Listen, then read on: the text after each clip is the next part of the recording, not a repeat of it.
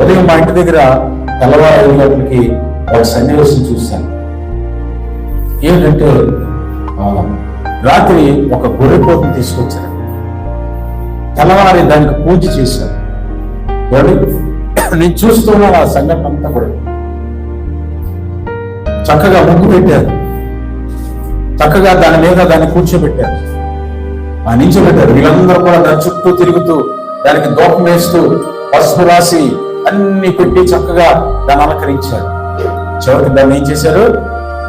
ఆ కసాయి వాడు ఒకే ఒక ఏటితో దాని తలను ఏం చేశాడు? అది విలువలా కొట్టుకుంది. విలువలా కొట్టుకొని ఏమైపోయింది?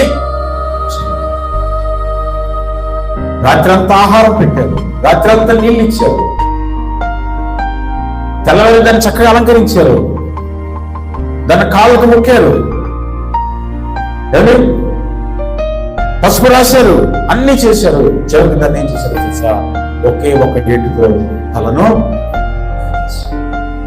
నేను అనుకున్నాను, ఈ గొర్రె పిల్లలే నా యేసయ్య నా కొరకు బలి అయిపోయింది. దేవుని స్తోత్రం. మన పాపముల కొరకు, మన అపరాధముల కొరకు అంటాడు కదా పౌలు గారు, అపరాధముల చేతను పాపముల చేతను నేను చచ్చిన వారే ఉండగా క్రీస్తుతో కూడా ఆయన మిమ్మలను బ్రతికించి.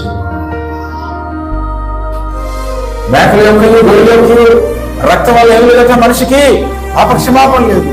మనుషులందరూ కొరకు ఒకేసారి ఆయన